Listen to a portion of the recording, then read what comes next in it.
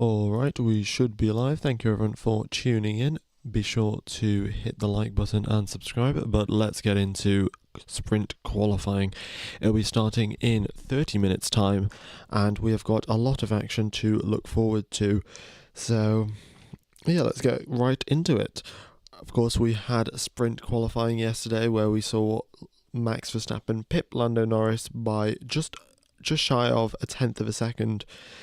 In the final runs of SQ3, there was quite a big mishap right at the end there between Ocon, Perez, Gasly, and Leclerc. The end of SQ3, looking to get their laps in. They made quite a big mistake, waiting right till the end, and definitely didn't learn from the mistakes of Monza 2019. It is it's been a recurring theme that we've been seeing qualifying drivers going out far too late and then having to push on out laps and getting their laps completely ruined. But we'll wait and see what happens. So, Alright, well, we'll run through the race pace data that we have got from FP1.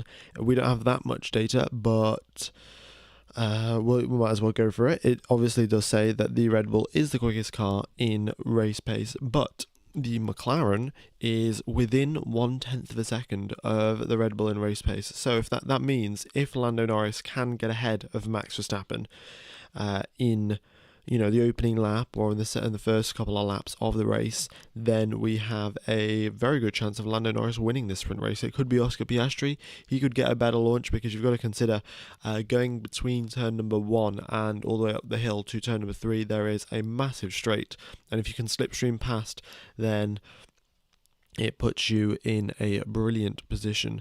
Qualifying starts in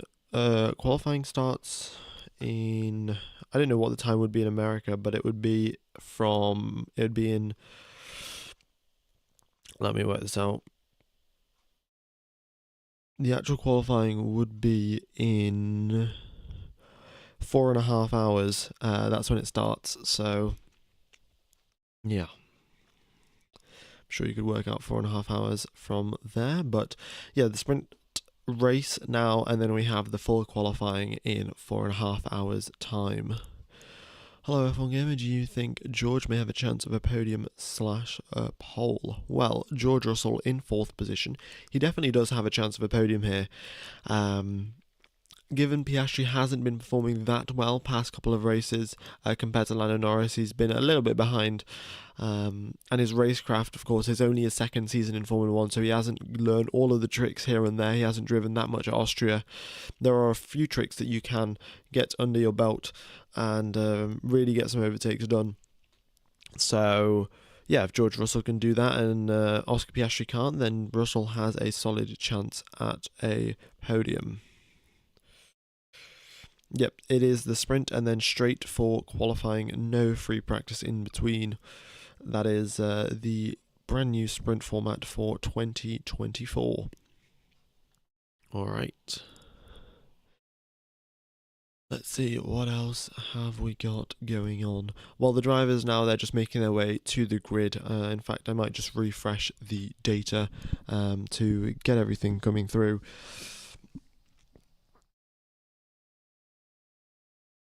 Let's see if we can get the data coming through. Here we go. Alrighty, we have a couple of drivers moving around the map, as you can see, making their way to the grid for the start of this race. How unlucky was Charles yesterday? Charles was so unlucky, right? In fact, we got a bit of a confirmation from him about what happened. So he was going down the pit lane very slowly as to cool down his tyres before the start of his qualifying lap, and in the process of going very slowly, his car engaged in the anti-stall. Basically, I'm sure most of you guys have driven cars or have been in a car that has stalled. And yeah, it's just a car that anti-stall engaged, that so they just applied the clutch a bit, revved up the engine so the car doesn't stall, and then apparently everything in the car switched off, the steering wheel, all the sensors, all the screens, everything switched off, and then they had to do a full restart of the car, and that is why Charles Leclerc was just sat at the end of the pit lane waiting, well, as the time was ticking down, and he was unable to set his lap. So that was the reason why Charles got screwed over yesterday. Just his car went into anti-stall and then completely switched off. So yeah, Ferrari are going to investigate that, but it's not really a main concern. It's very unlikely that a car does go into anti-stall during an actual race. And even then, if it does go into anti-stall, he can just restart the car. Nevertheless, it is a bit of an issue in qualifying when the drivers are crawling around trying to cool the tyres down before they start a very hot lap. Alright, and also we do have 24 laps of racing for the sprint race, of course 100 kilometres around the Red Bull Ring. So 24 laps will be completed and then we will make our way to the actual qualifying. Okay, a couple more things to talk about if you guys haven't been listening to the coverage for if you guys haven't listened to the coverage for quali or the practice, there have been new gravel traps installed on the exits of turn number 9 and turn number 10. They've really gone a long way to preventing track limit deletions. Drivers have not been exceeding track limits as much as they previously did. However, we have had the small problem where a couple of drivers, they push a little bit too hard, dip the entire wheel onto the gravel. For example, Yuki Tsunoda did this yesterday in quali. He dipped his entire left side of the car, so the front left and the rear left, onto the gravel, and the car immediately spun out because essentially, your car's on the gravel, you have a significant lack of grip because of it, and then you get your lap time deleted. Well, you don't get your lap time deleted, you spin out, so it doesn't really matter, but yeah, Yuki Tsunoda there suffering from exceeding track limits and losing out in qualifying as a result. So yeah, we'll see if that continues to happen in the race, but it should be fine in the race. The driver's usually not pushing as hard. And and the other thing to consider for today's race, with track temperatures up at 41 degrees, will the drivers choose the medium tyres for the sprint race, or will they be choosing the hard tyres? The medium tyres will give them the better launch, but they might struggle going all the way to the end of 24 laps around here. Or they could go on the hard tyres. They would get a bad start, or a comparatively bad start, but then they will for sure be able to make it to the end of the race and also be able to push the entire time. Whereas if you are on the mediums and you're sort of stuck in a bit of dirty air, then you really are going to struggle because, well, your tyres are going to overheat and you're going to be sliding around because of that extra lack of grip. So let's see. Also, why do you think Perez... wait one sec. Why do you think Perez isn't performing as good as he usually does, car or driving just in general? It's hard to say, really. It's definitely difficult when you're off form and you have to bounce back, and there's a lot of pressure on you to do that. So, Perez has made a bit of a bounce back. He's up into 7th. He's made it through into Q3 this time. But nevertheless, in quali, he was 1.3 seconds behind Max Verstappen. Now, albeit that's probably due to the fact that his lap time got screwed over because he was sent out far too late. He was sent out between the Alpines and they had to push on the outlap, so his tyres and his battery was already deployed, trying to make it to the start-finish line in time. And yeah, definitely not great there from Sergio Perez. So yeah, I mean, maybe he could probably, I don't know, it's hard to say, to be honest, but I think if you can get up in there, at least into 5th position, that would be respectable enough, I think, for the Red Bull crew. Max has really been Max is an exceptional driver. We've seen this in many times in the past. So I think maybe there is an extra 10th or 2 coming from Max that another driver wouldn't be able to extract, and then also the difficulty of the fact that driving that Red Bull car is a bit on the nose and a bit if it doesn't suit your driving style, you really are going to struggle, and that's what we've heard from many drivers. We've heard from Alex Albon giving interviews on podcasts. We've heard from Pierre Gasly as well, and a lot of insiders at Red Bull. So yeah, a bit of a tough time there for Sergio Perez, but I'm sure he'll be able to recover.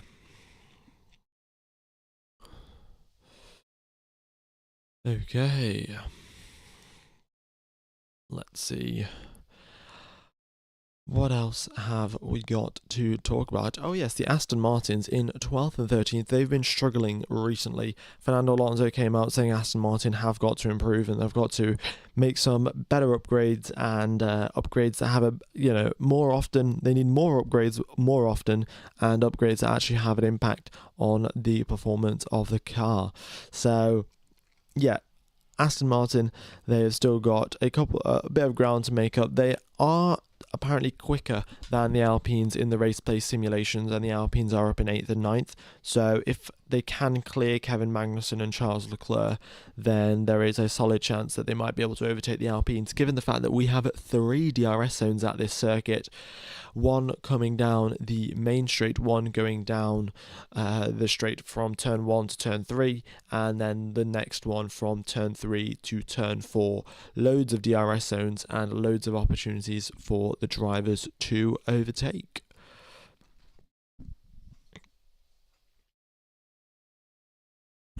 Okay.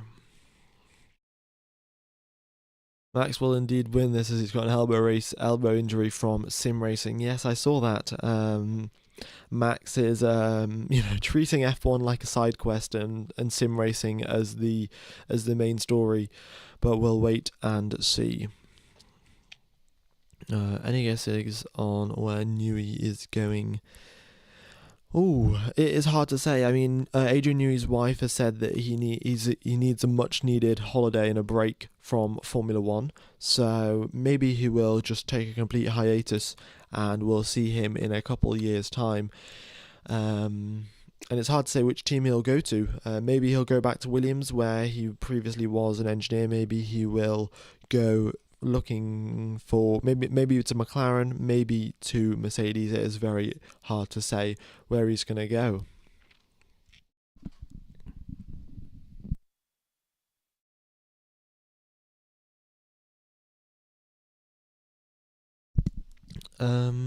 Yeah.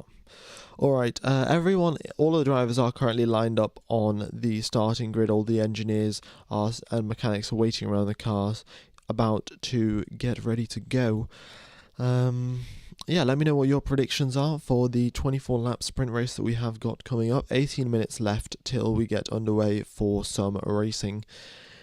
And yeah, looking forward to this race. We've got a lot of action planned. Well, I haven't got action planned, but there is action that has been forecast. And with the field so tight, with the top 5, I think, top 5 very, very close to each other, we should have some nice battling right up at the top of the pack.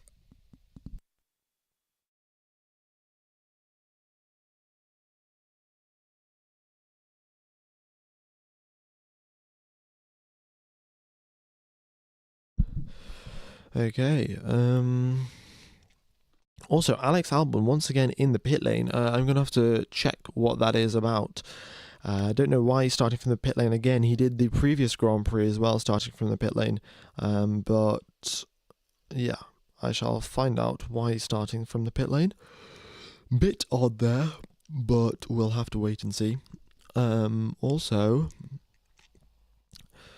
what was I going to say? Oh yeah, no, I've totally forgotten. Never mind.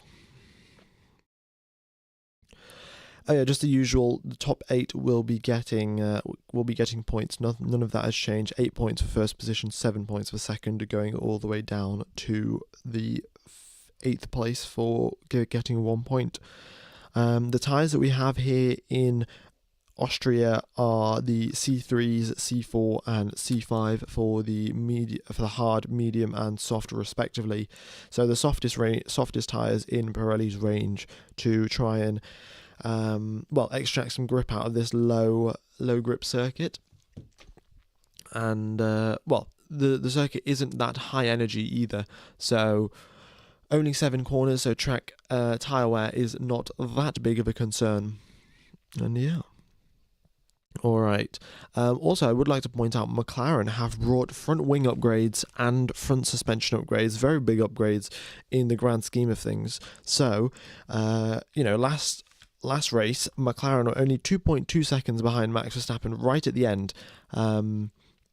So, with these new upgrades, they might be even closer. They might be able to follow even better. The car has been optimized. The flow has been optimized. The purpose of the upgrades have been to try and improve the flow structure around the suspension and around the front wing, hence making the flow structure better for the floor and the side pod and the rear wing, and trying to essentially reduce the drag and increase the downforce. Well, of course, that's always the aim of any aerodynamic upgrade, but this is doing it by optimizing the flow structure rather than modifying the geometry of the rear wing or the side pod. The risk of rain is 0%. It is nice and sunny out in Austria. There was a bit of risk of rain yesterday, however, that rain did not materialize. Also, folks, if you are enjoying the coverage, be sure to hit the like button and subscribe. That would really help out the channel. Hopefully we can hit 500 likes before the start of the live stream. Okay.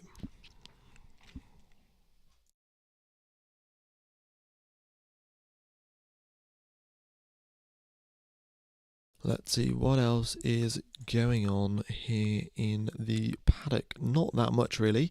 Not much is going on as of now. Let's wait and see any more news that we get. But yeah, Lewis Hamilton was saying in SQ3 after getting 6th position, which is I think fairly good for the Mercedes. He said the whole session was pretty disastrous, and yeah, so Lewis Hamilton still thinks that he can improve upon P6, and maybe he can. The Mercs do look pretty quick, and in race trim they look even racier than they do in qualifying. So it is good to see for the Mercs. All right. I'm just going to have a quick sip of water. I'll be back in a second.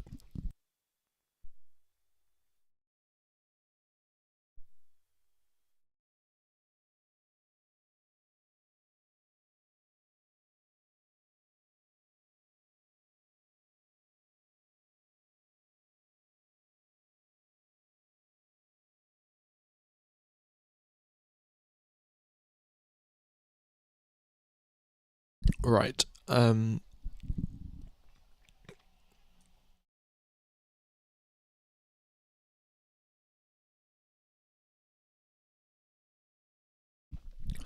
Let's see. Also, I'm going to run through the potential strategy. I mean, the strategy, there's only really 2 strategy choices. Start on the mediums or start on the hards. The soft tyres are really not going to last till the end of the race. But we'll keep an eye out for it. We'll keep an eye out on if anyone does try to keep on the soft tyres. If we look at the current constructors' standings, then we can see that Lando Norris is in 2nd place in the drivers' championship. In fact, he's beaten. Well, not beaten. He's pipped Charles Leclerc. He's 2 points ahead of him in the previous couple of races. Ferrari not doing the best. McLaren, in fact, scoring the most points in the previous 4 races out of any constructor. They've scored more than Red Bull due to Sergio Perez's woes. And let's wait and see. If they can continue that trend, if they can score more points than Red Bull. Sergio Perez, of course, down in 7th position. So if the McLarens can end up in 2nd and 3rd, they will outscore the Red Bulls in sprint qualifying. Yeah, and then the Mercedes and Ferrari. I think Ferrari have been outscored by Mercedes as well. They have been struggling. Mercedes have done quite well in the past 2 weekends. They have really found their form and found the issues that they had with their car, managed to rectify them, and here they are once again performing quite well. Okay. If we keep an eye out on Kevin Magnussen as well, he's up in 11th position, done a really good qualifying there in the Haas car, and yeah, we'll wait and see. And also, the other thing I'd like to point out, in the top 10, the only two Ferrari-powered cars are the Ferraris, of course, 5th and 10th position. But the Sauber's not doing that great, and the Haas's as well, not doing brilliant. And I do really think the Ferrari is... They might not be down on pure horsepower, but I think that their engine, the packaging of it might be slightly bigger in volume compared to all of the other cars, which means that once they put on the engine covers and build the sort of bodywork around it, if it's a bit more bulky, you're going to have more drag just by the fact that it's bigger. So yeah, this is something that we see at the high speed circuits where there aren't that many corners and straight line speed is critical. The Ferraris tend to not do as well as we would typically expect. So it's going to be a struggle for them. You know, we've got the upcoming races at Silverstone. That's also going to be another high speed circuit. Spa as well in a few weeks' time. Hungary, however, will be different. That's a lot more technical. So let's wait and see. Yeah, the Aston Martins here in 12th and 13th position. We'll wait and see what they can do. And I would love to see them potentially score some points this race, but the top four look mightily quick, and the Aston Martins have been struggling. Okay. Let's wait and see. What have you got? Why is Albon in the pits? I still have not found out why Albon's in the pits. There's nothing on the official F1 news thing saying why Albon's in the pits. Yeah. All right.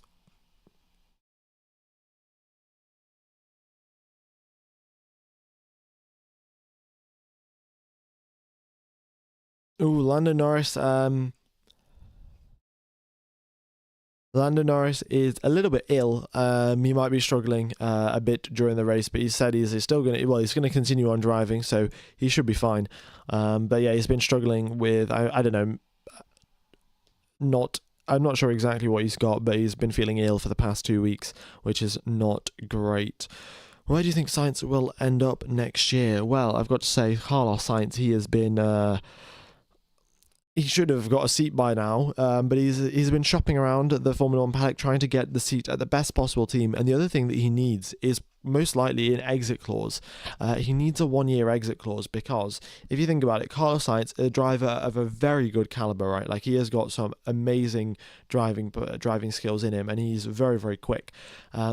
So, you know, let's say he goes to Williams or if he goes to Alpine, and then we get to 2026 and Alpine are absolutely nowhere, or, you know, Williams are absolutely nowhere.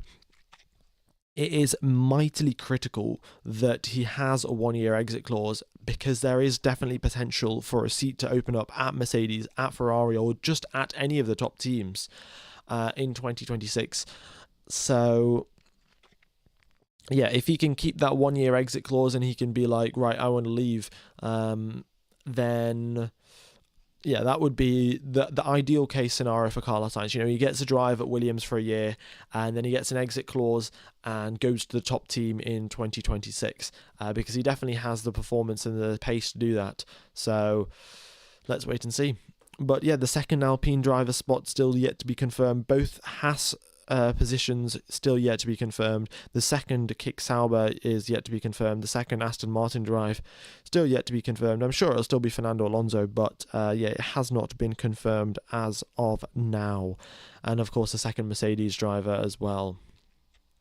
F1 is going to Silverstone next week, and as you can see, we've got 7 minutes left to go, and all of the drivers are doing their final radio checks and checking engine temperatures and all related things like that. Alright, Behrman and Joe to Haas, please. That would be, yeah, I mean, Behrman definitely does have a chance. I think he did a couple of tests with Ferrari, a couple of practice sessions as well. Maybe he will end up driving the Haas car next year as a stepping stone up into Ferrari. Maybe he will continue in F2, it's hard to say. But yeah, Lance Stroll has already has already signed for Aston. I think that's fair enough. His dad owns the team, so who knows. Are you going to Silverstone the next race? Unfortunately, I'm not going to Silverstone. I will just be commentating it from my room. Yeah, but I think if I do go to Silverstone, I might get like a live broadcast from the Stat Grandstand. That would be pretty cool. But who knows? I'm not going to Silverstone this year. That is for sure. Okay, we've got the sprint coming up shortly now. 6 minutes till we get going. And yeah.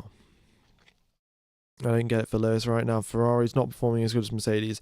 It's going to be the same for the 25 season, so Lewis is going to regret the move.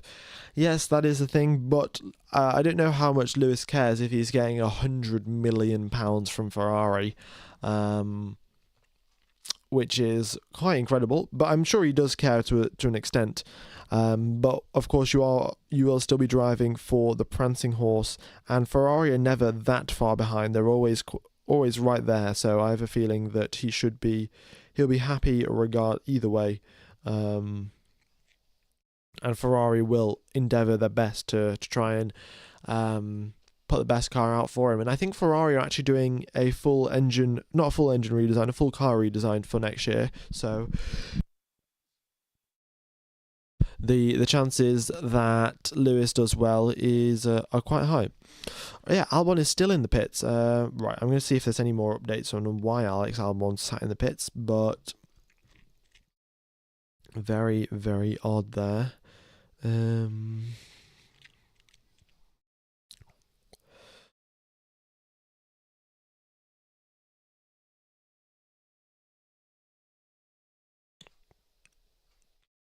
Alright, I've just googled Albon pits Austria, and Park Ferme breach triggers pit lane start for Alex Albon. So let's see what has happened here. Having hinted at changes overnight, Alex Albon will be starting from the pit lane. They've decided to change the setup of the car in overnight, and he's going to be starting in the pit lane because of because of the Park Ferme regulations. That is why Alex Albon's in the pits. I don't know why Williams have opted to do that, but of course it is their strategy, and after all, and if he was going to start, it's unlikely that he was going to score points regardless. And in fact, he got out qualified by Logan Sargent yesterday, so there might be some major setup changes needed for Alex Albon there. Okay.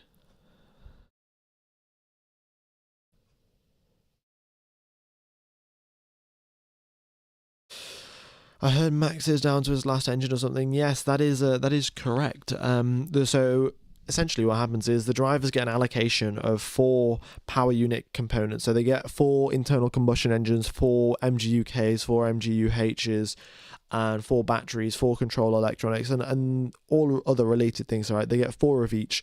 And in the Spanish Grand Prix, Max Verstappen actually used all of his engine allocations. He used the 4th one. Now, that's not to say that they're all damaged, but they did do an investigation. I think in the Canadian Grand Prix, what happened, usually what they do is they rotate between each engine. They have 4 different engines. They rotate through them throughout the season, and they go back to the factory. They do a full rebuild. They check everything, do maintenance on it, and all of the related things to try and make sure that it lasts for as long as possible.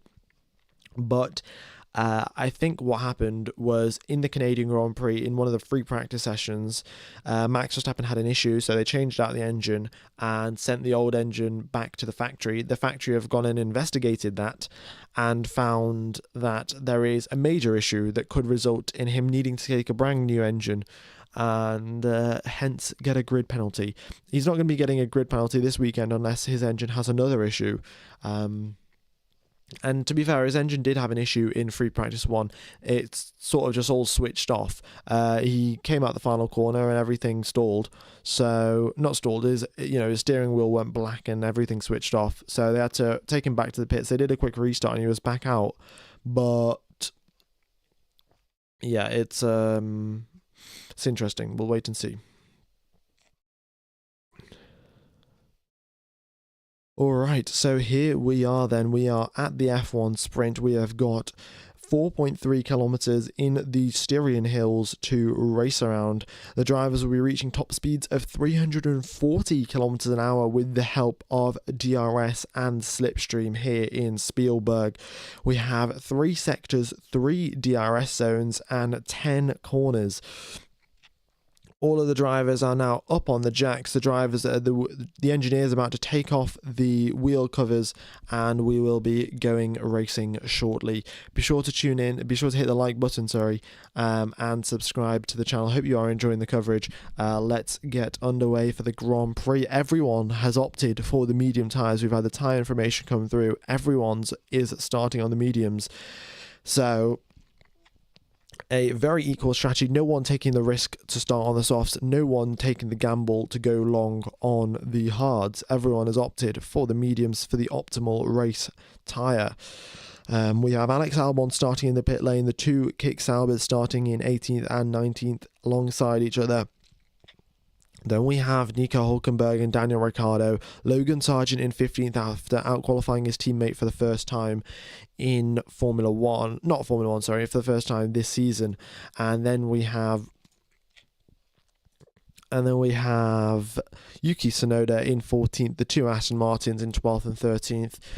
Kevin Magnussen after a great quali in 11th. Charles Leclerc having a very bad quali to contrast, with his engine switching off after going into anti-stall in the pit lane. We have Sergio Perez, Esteban Ocon, Pierre Gasly all messing up their quali laps yesterday due to a lack of time for the outlap in 7th, 8th and 9th respectively. And then we have Carlos Sainz, who still hasn't got a drive, in 5th position, Lewis Hamilton in 6th position, George Russell in 4th, Oscar Piastri in 3rd, Lando Norris in 2nd, and Max Verstappen in 1st. We are underway on the formation lap, and we will be going racing shortly. In fact, I'm just going to... I think the data is going to freeze for a second. I've just got a little warning pop up. The data is just frozen, and we'll be back in a fraction of a second. Just hang in there till everything is a-okay. Let me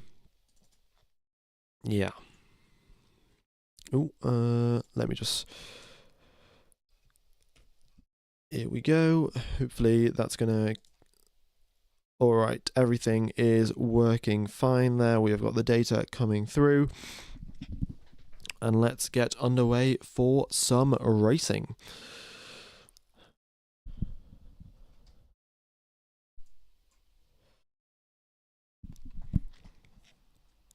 Okay.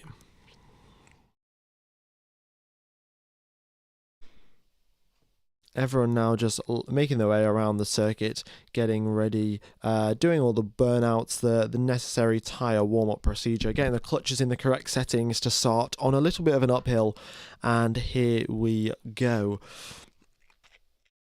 Alright, hello C. Paul, nice to see that you are here, buddy. Alex Albon started from the pit lane after modifying his setup overnight. They have the final couple of drivers approaching the grid here. Guan Yu Zhou in 19th position, being told over the radio to do 2 burnouts for the start. Lance Stroll has been asked for 3 burnouts. But here we go. Everyone's getting those tyres up right up to temperature. And let's go racing. In the Constructors' Championship, Red Bull 330 points, Ferrari 270. They are 60 points behind, and McLaren are fast approaching behind the two of them, outscoring both teams in the past 4 races. The last car is up onto the grid, and let's go racing. It is 1, it is 2, it is 3 and 4 and 5 lights, and it is lights out. And away we go. Oh, start has been aborted. An extra formation lap. What? Right. Well, we're doing an extra formation lap. The start has been aborted for some reason. Not sure why. Everyone's been told over the radio now to cool down their engine. Our engine has got to be cooled down. The tyre temperature is perfect, but we've had an extra formation lap. This is going to count as an actual lap, by the way. So instead of 24 laps of racing, we're going to have 23 laps of racing.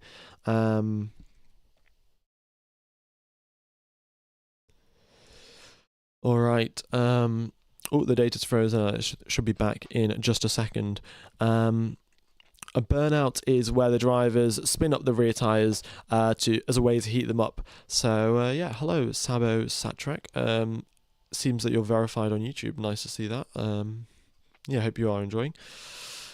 Yeah, interesting. I don't know why they've done that. No information from the FIA about why they've aborted the start, but they've just came over on race control saying race start has been aborted.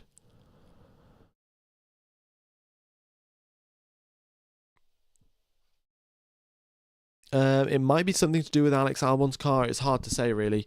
Alex Albon is also coming out of the pits because he has got to... Yeah, Alex Albon's got to come out of the pits because of the extra formation lap. He's allowed to do that. Interesting. Thank you, Sabo Satrek. Albon's coming out of the pit, so he's not even gonna lose out much. So it's quite strange, actually. He's meant to get a penalty, or sort of like a penalty for changing the car overnight, but because of the extra formation lap, he's allowed to come out of the pits and start from 20th position. It's very good for Alex Albon. Okay, it was aborted because there were photographers still on the track, and that was the issue. There were photographers, I don't know exactly at which part of the track or what was the reason, but there were photographers still taking photos, and they were on the circuit, and that is the reason why we have an aborted start. Yeah, that's very strange. Haven't seen that happen before when I've been watching for Formula One for the past 7 years or so. Yeah, bit odd. But, well, it's good that they found out, and they didn't find out too late. Otherwise, it would have been a rather odd situation. Oops, the data has just frozen again. It should be coming back any second now. Yeah, there we go. Okay. Final drivers now approaching the grid, and we're going to have the formation laps, well, the race start very, very shortly. Guan Yu Zhou has just lined up on the grid here, and the final burnouts have been completed. The tyre temperatures have been brought up into the correct range. And let's go do some racing then. Everyone, look at this. You can see Nico Hulkenberg has been told over the radio to put his car into mode push. Here we go then. It is lights out and away we go. Max Verstappen gets a great start now in running into turn number 1. Lando Norris is right behind him. Leclerc up a bunch of places, and we're losing. And there's a bit of an action at the back, but in the lead of the race, we've got Max Verstappen, Lando Norris right behind him, Piastri, the two McLarens fighting each other. Max Verstappen might get away with this because the McLarens are having a bit of squabbling amongst themselves. Side by side, they still are coming out of turn number 3. Lando Norris holds that lead very, very marginally. Leclerc up 2 places off the race start, but Max Verstappen holding this one very well. And the top 3 hold position, the top 4 hold position. Carlos Sainz round the outside at turn number 4. What a move on George Russell, and Charles Leclerc has done the exact same. Both Ferraris getting the cars in the correct temperature window. Leclerc up 3 places, for Carlos Sainz up 1, and Ferraris have had a great start to this race. Max Verstappen already out of DRS range. If Lando Norris can just stay with him for just 1 lap, he might be able to get an overtake done. DRS has been enabled. He's going to pass the detection point, and if he can stay behind Max Verstappen, that would be fantastic.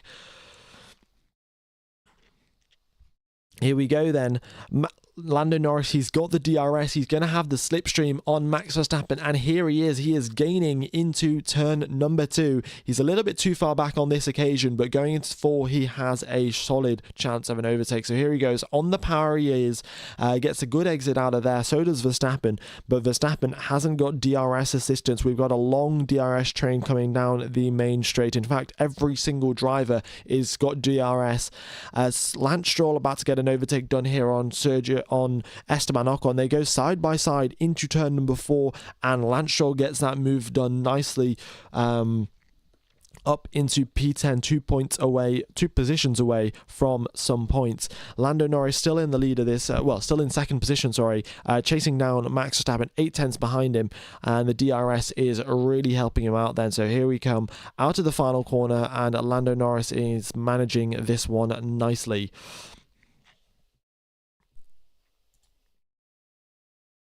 Okay, fastest lap of the race as well from Lando Norris, so he is doing a brilliant job, but we have got a full DRS train all the way from Max Verstappen all the way down to 20th position, all aboard the Maxus Express. Yeah.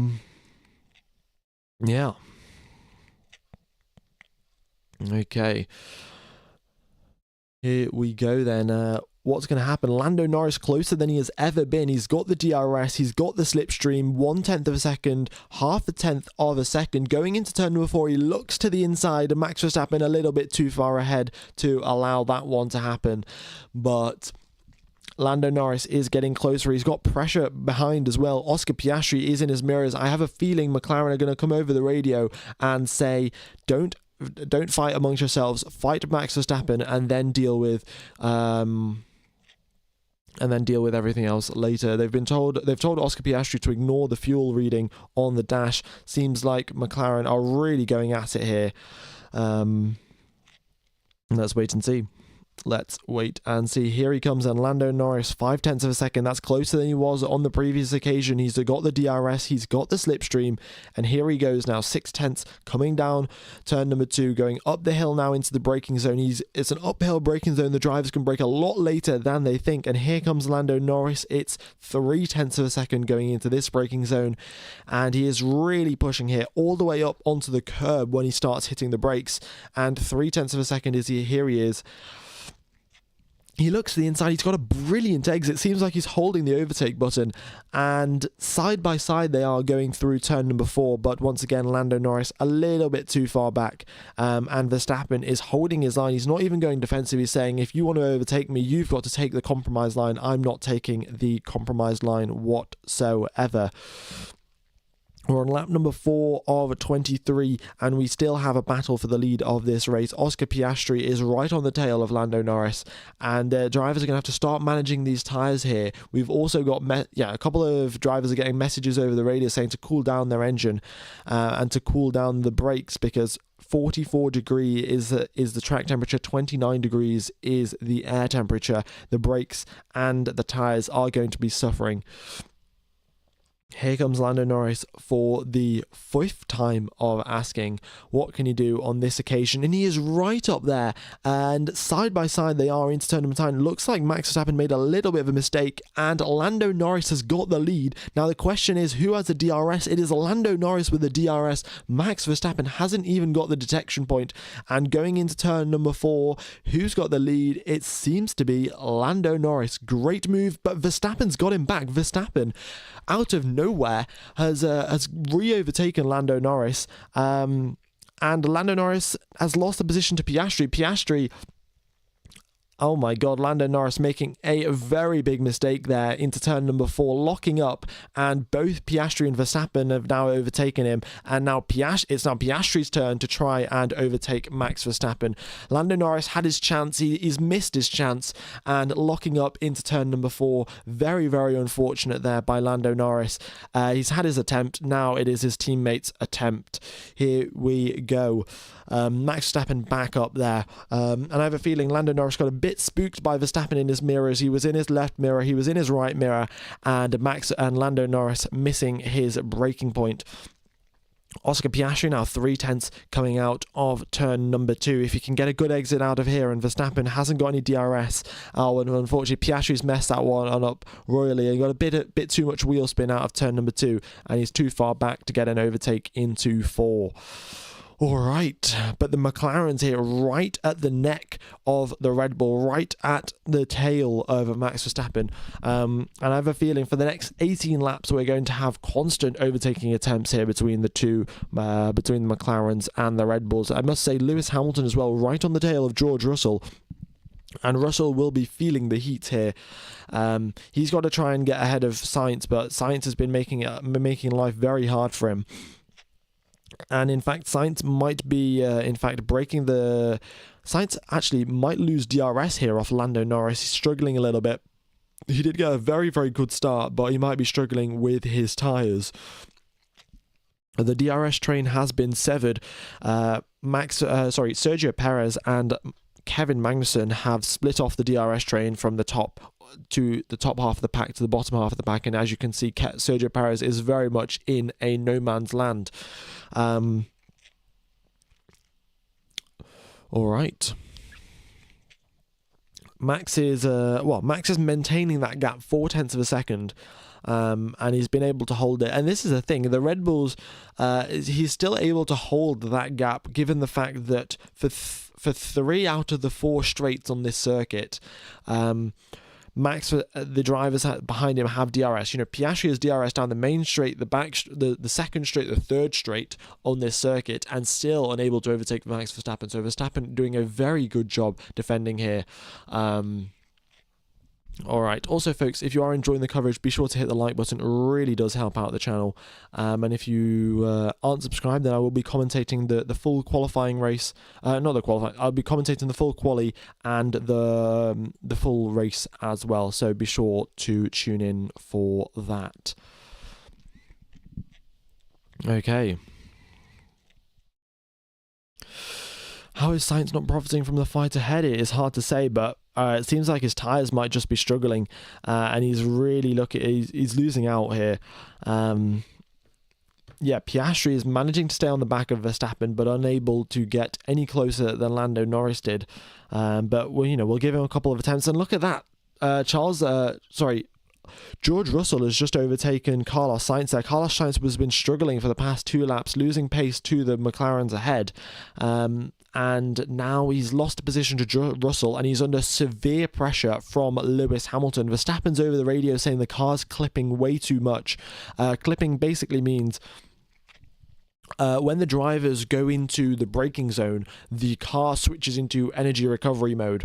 But the drivers are braking quite a lot later than they normally do, because they're really pushing. Like Max Verstappen is pushing very, very hard, as you can see, a purple middle sector, and he's got no DRS to do that as well. So the GPS system and the way that it works out where to start the energy recovery has been like not calibrated properly, and essentially the team have to recalibrate it, make sure that Max Verstappen doesn't get a bunch of energy recovery at the end of a straight, because that's going to slow him down exactly when Piastri is going to try and overtake him. So yeah. All right, Piastri as well dropped Lando Norris. Lando Norris has been dropped by his teammate, so it is a 2-horse race for the leader this race.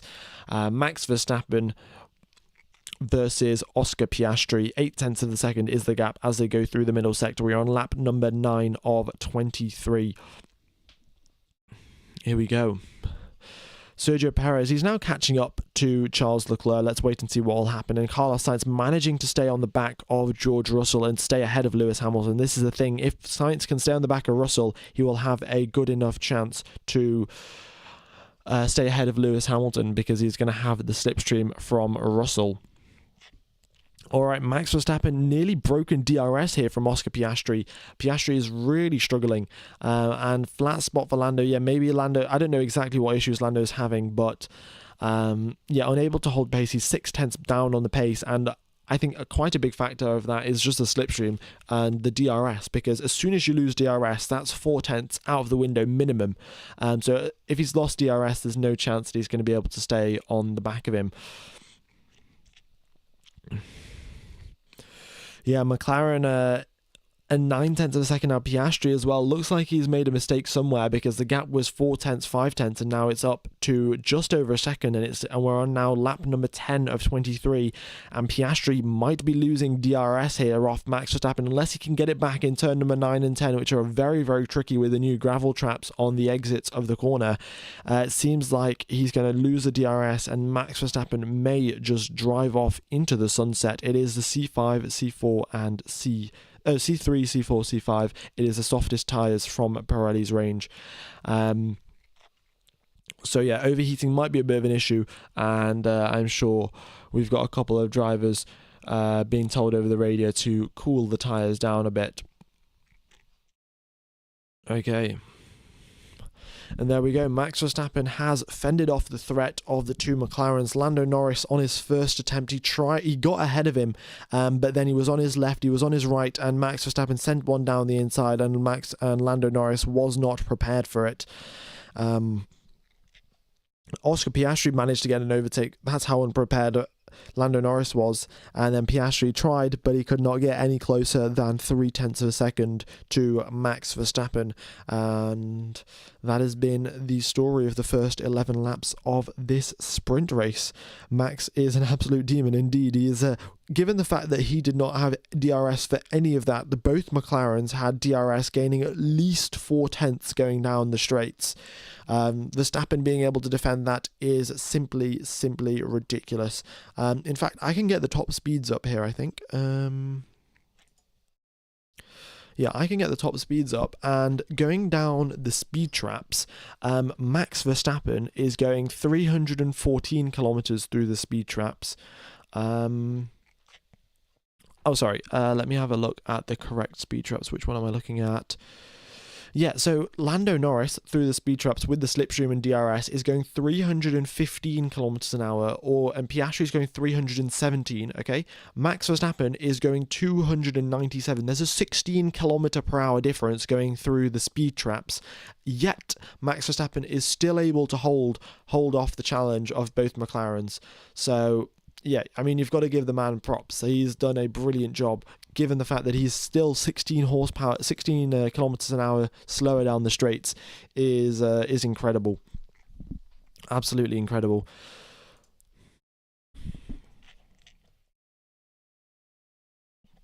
Okay. McLaren have brought upgrades this weekend, and Piastri, I think they might actually have an inter-McLaren fight here now that they know that they're not going to get the lead off Verstappen. Lando Norris is closing up here on Oscar Piastri. He has been quicker in quali, has Lando Norris. And I think in the previous race he was quicker as well. So let's see what Lando Norris can do. Will McLaren allow the two drivers to battle and allow George Russell to catch up, because he is a serious threat. Russell being able to overtake Sainz on pure pace means that he is a clear threat to the McLarens. So let's wait and see. Okay. No penalty for Max as of now. 16 kilometers an hour slower down the straights. I mean, that the 16 kilometers is because of the DRS and the slipstream, and it seems like McLaren have opted for a slightly higher downforce setup, given the fact that they only gained 16 kilometers an hour because of DRS. Is a little bit odd, because normally the drivers gain around 20, and given the fact that he also had slipstream, it is a little bit strange. But yeah, maybe the effectiveness of McLaren's DRS is not as effective as all of the other teams. It really depends on your rear wing design. Okay. Yeah, Max might do a 360 and check how far back Piastri is. That is true. All right.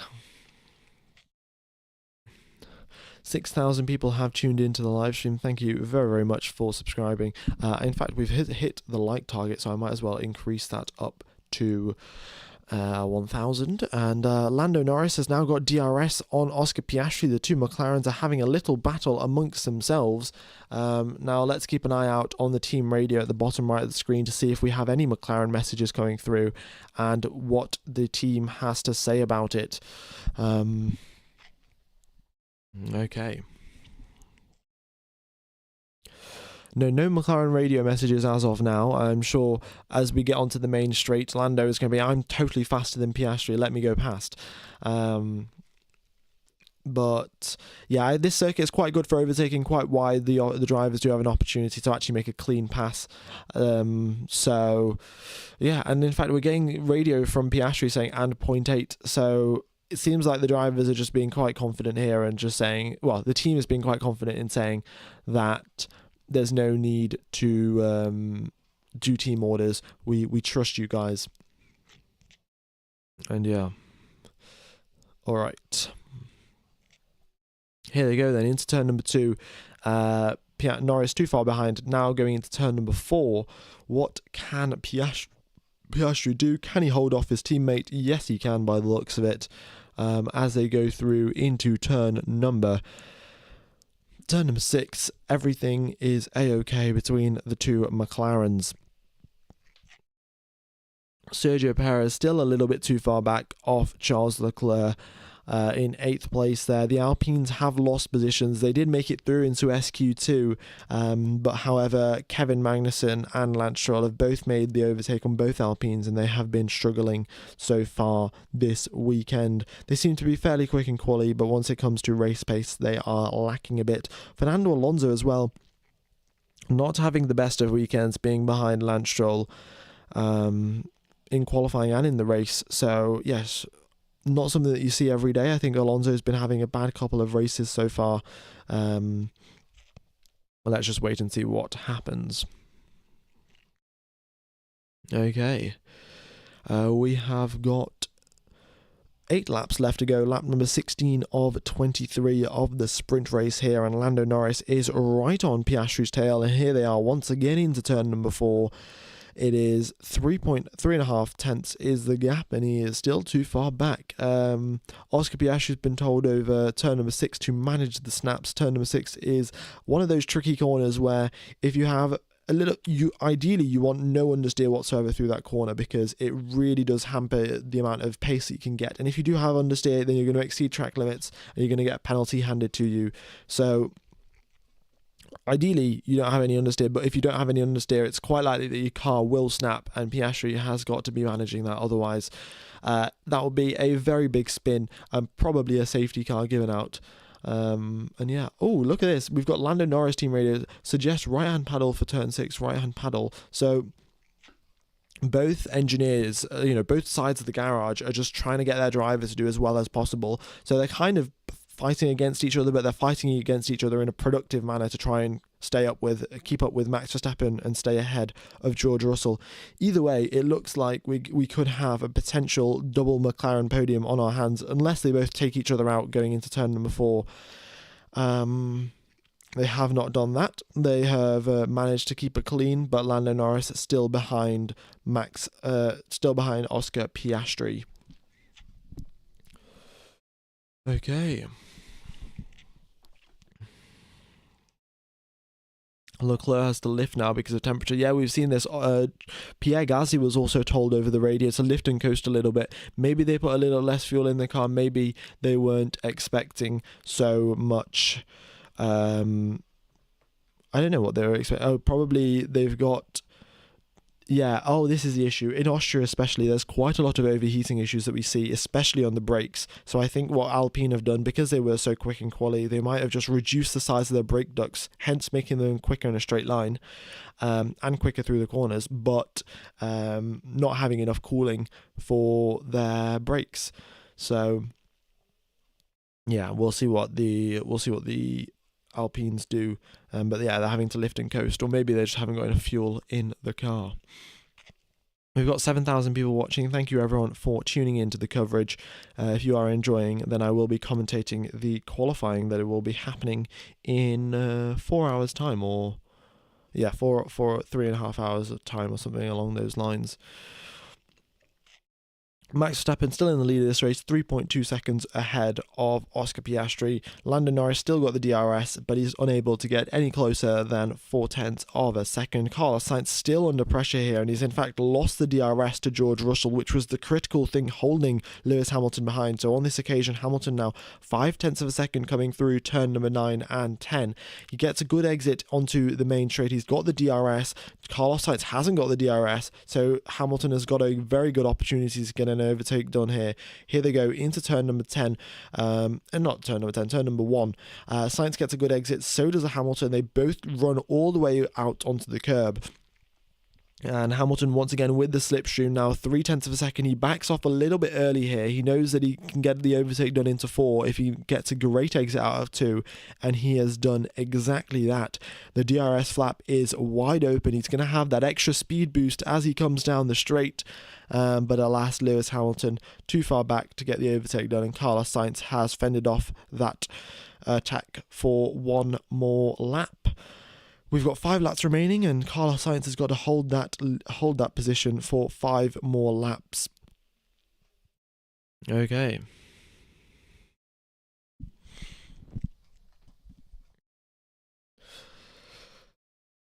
Okay, we have a Red Bull sandwich at the top. Yeah, I mean, the top 8 are all a Red Bull sandwich technically. Carlos Sainz is a Mercedes sandwich. Lewis Hamilton is a Ferrari sandwich. Okay. Let's see what else is going on here. Oh, they've told Lando this is no longer like racing, no longer like the racing. So it seems like they're telling Lando to back off. I'm not exactly sure what that message means. Lando, this is no longer like racing. Interesting. Tsunoda beating Ricciardo again. Yeah, I think Tsunoda out-qualified Ricciardo. So I think that's fair enough. They can't switch around that many positions. Ricciardo stuck behind Nico Hülkenberg, who's got DRS of Alonso. It's very difficult to get overtakes done in a DRS train. It's got to break somewhere, and that's where the overtakes happen. We have got 4 laps left to go, and Lando Norris seems to have backed off a little bit, and is only 8 tenths off the back of Oscar Piastri instead of the usual 3 or 4 that he was previously.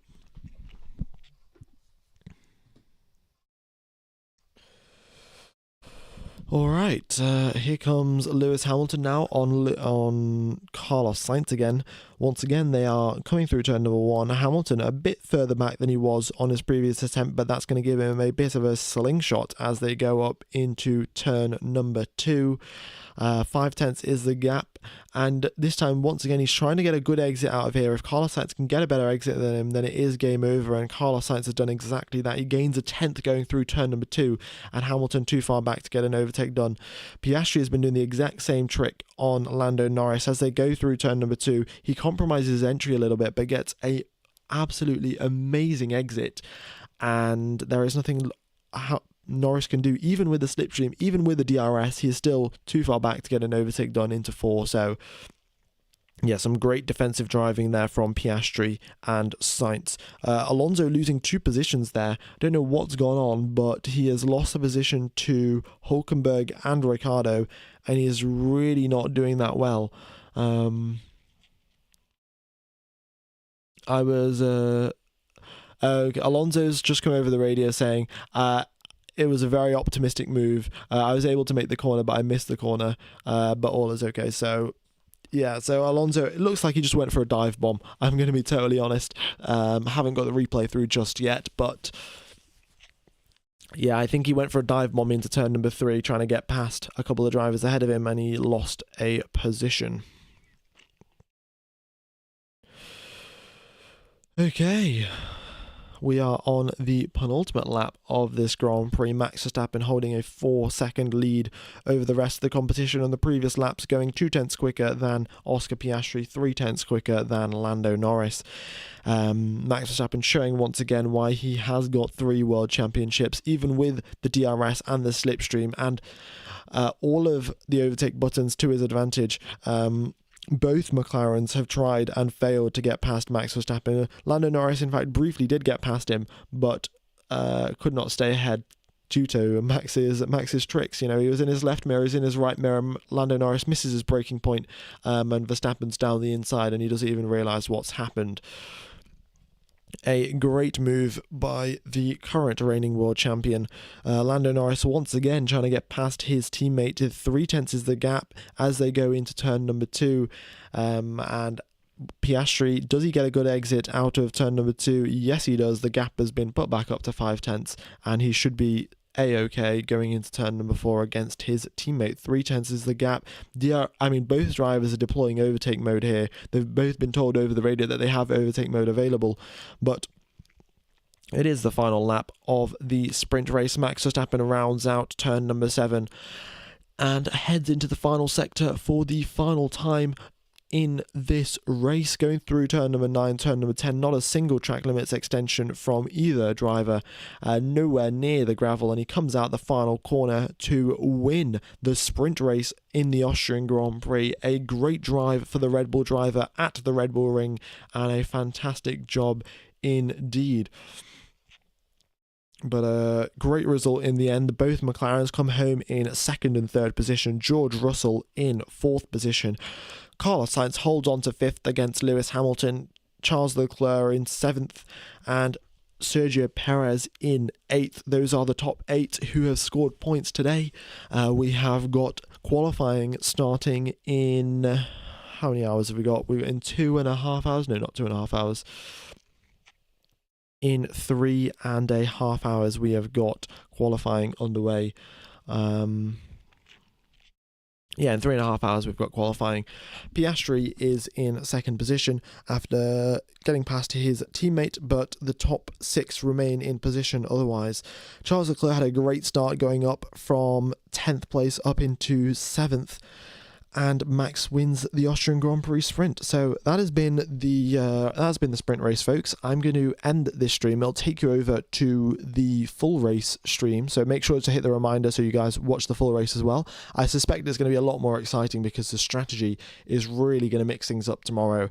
And we'll have the full qualifying on in 3.5 hours right on this channel. In fact, in 3 hours time, the quali stream will be starting, and the actual quali will be starting in 3.5 hours. So yeah, cheers folks, thank you everyone for tuning in. It's been a pleasure commentating to you guys. Depending on where you are in the world, have a wonderful morning, day, afternoon, evening or night, and I will see you in 3 hours time for qualifying for the Austrian Grand Prix.